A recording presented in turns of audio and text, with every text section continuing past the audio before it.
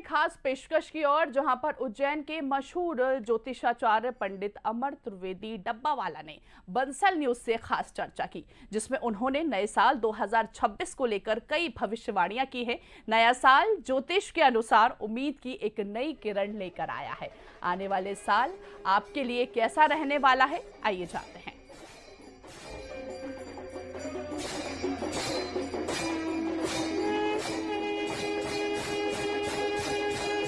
Calendar बदलने के साथ ही लोगों की नई उम्मीद भी जगती है।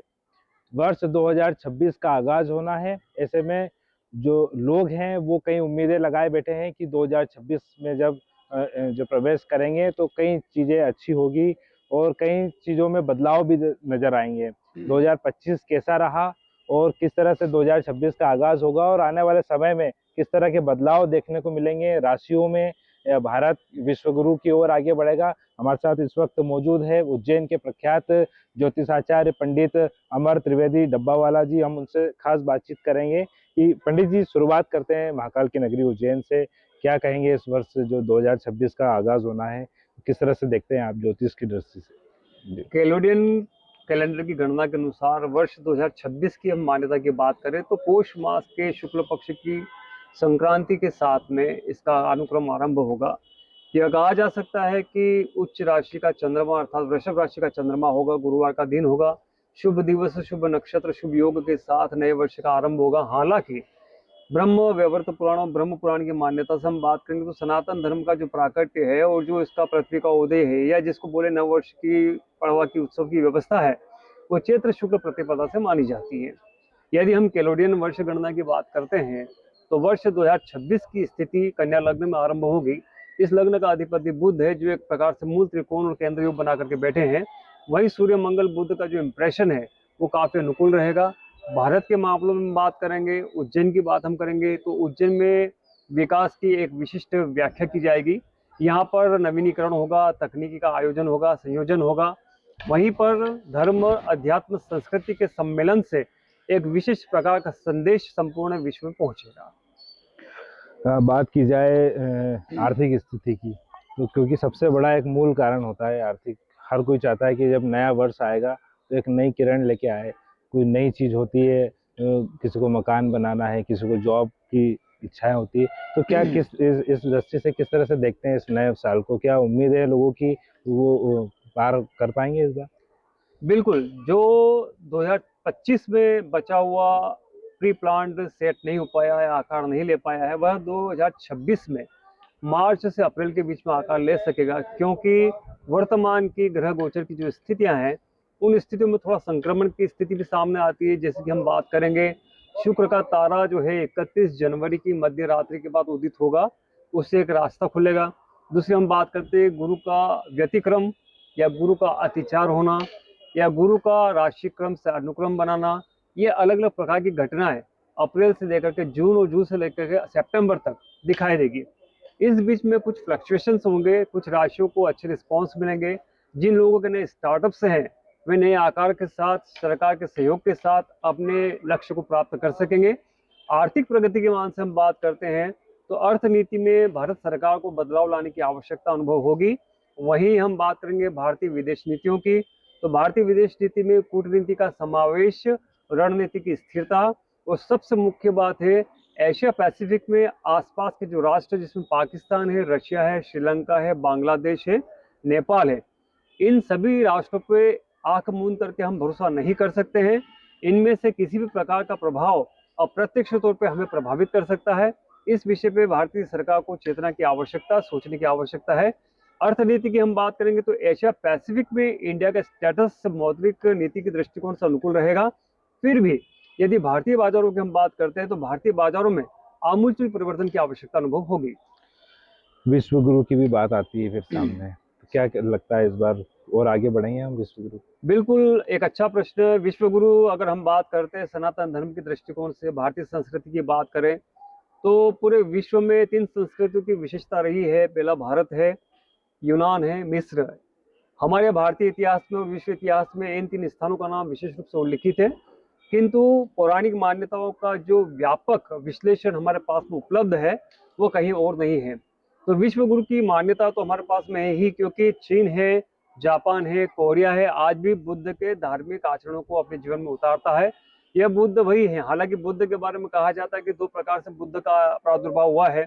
एक बुद्ध का जो गणना है वो भगवान विष्णु के 24वें अवतार के रूप में आती है, और एक बुद्ध की जो गणना है वो एक प्रकार की कथानक के मामले में सामने आती है। तो दोनों ही बातों को भी दृष्टिगत रखें तो बुद्ध की जो नैसर्गिकता है, बुद्ध के जो पंचशील के सिद्धांत है, जिसमें सभी प्रकार से सहिष्णुता के संदेश एक आम व्यक्ति से खास व्यक्ति तक जाता है, उस प्रकार से आज भी पूरा विश्व उन सभी बातों को आगे लेकर के चल रहा है। तो यह बात तो स्पष्ट हो जाती है कि आज भी विश्व गुरु के रूप में भारत की मान्यता स्वीकार्य है।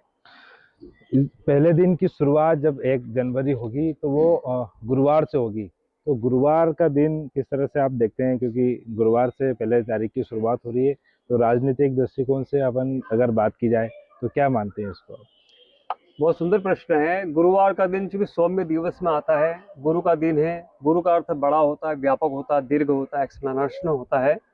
जब इसके साथ में किसी नए कैलेंडर का आरंभ होता है तो उसकी शुभता मानी जाती है, क्योंकि गुरु धर्म से संबंधित भी है, कर्म से संबंधित भी है, और विशेष रूप से संकल्पों को लेकर के आगे बढ़ाने वाला है।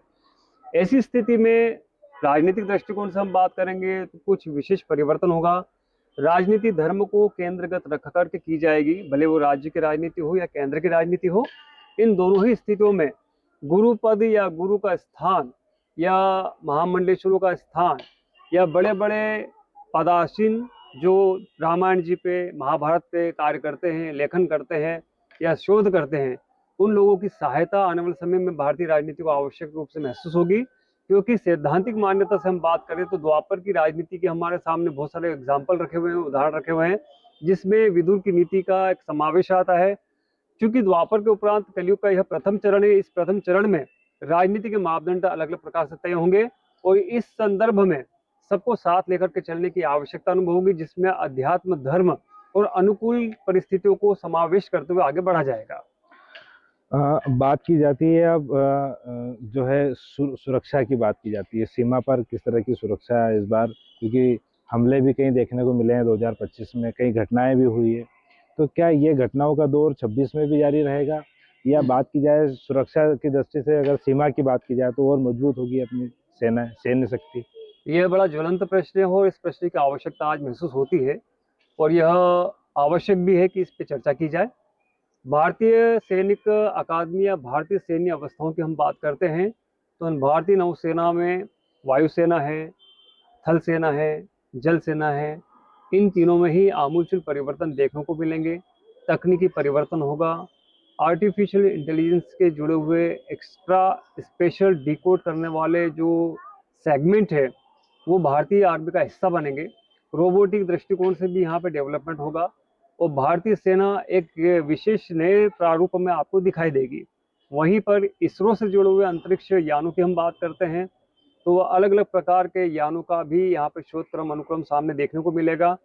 भारतीय अंतरिक्ष विज्ञान, भारतीय सैन्य व्यवस्था, भारतीय वायुसेना और भारतीय तकनीकी विज्ञान, भारतीय दूरसंचार, इनसे जुड़े हुए सभी मामलों में, सभी एस्पेक्ट्स में भारत को बढ़ोतरी प्राप्त होगी। इसका मुख्य दर्शन 26 मार्च 2026 के बाद से लेकर के नवंबर 2026 तक आपको दिखाई देगा। इसके अंतर्गत एशिया पैसिफिक, यूरोप और मिडिल ईस्ट में भारत की बाकायदा एक व्यवस्था दिखाई देगी। यह व्यापक रूप से अंतरिक्ष रूप से बढ़ते क्रम में एक पदोन्नति के साथ अपने स्थान को लिए हुए है। मेरा एक सवाल ये भी था कि 2025 को आप किस तरह से देखते हैं, जो बीत गया, बीतने वाला, एक दिन बाद अब 26 आने वाला, तो 25 की तुलना और अगर 26 की तुलना की जाए तो क्या कुछ परिवर्तन जो ज्योतिष की दृष्टि से देखने? भारतीय ज्योतिष शास्त्र की मान्यता की हम बात करते हैं तो 2025 में कुछ घटनाक्रम अघट्य घट्य रहा, जो नहीं होना था वो सब कुछ हुआ। जैसे मान लें कि पहलगाम की घटना के बाद ऑपरेशन सिंदूर की स्थिति का बनना, और कई जगह मॉब लिंचिंग के माध्यम से, जातिवाद के माध्यम से, संविधान के क्रम के अनुसार, कानून के क्रम के अनुसार, न्यायिक परिवर्तन के अनुसार, संशोधन के अनुसार बहुत सी बातें भारतीय समाज में घटी है। जहाँ जहाँ पे जो चीज़ नहीं होनी थी वहाँ पे वो चीज़ें हुई है। तो एक प्रकार से कुछ खट्टे मीठे अनुभव के साथ में 2025 की शुरुआत भी हुई और घटनाक्रम मध्य में आया, और भारत की एक स्थिति 3 दिन के लिए ऐसी बनी कि कहीं हम विश्व युद्ध की ओर तो अग्रसर नहीं हो गए हैं, तो इस प्रकार की स्थितियों का बनने का मुख्य कारण ग्रहों की युति का संबंध था, ग्रहों का दृष्टि का संबंध था।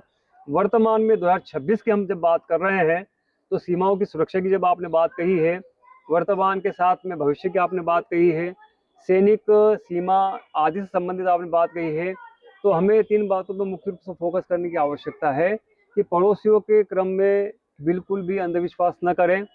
हमें पुनः धोखे की प्राप्ति हो सकती है या होगी। वहीं पे आंतरिक गृह युद्ध की स्थिति न बने, यहाँ पर धर्म से संबंधित, संप्रदाय से संबंधित विशेष संयोजन करने की आवश्यकता अनुभव होगी। और इधर नए साल के साथ मकर संक्रांति की खुशियों ने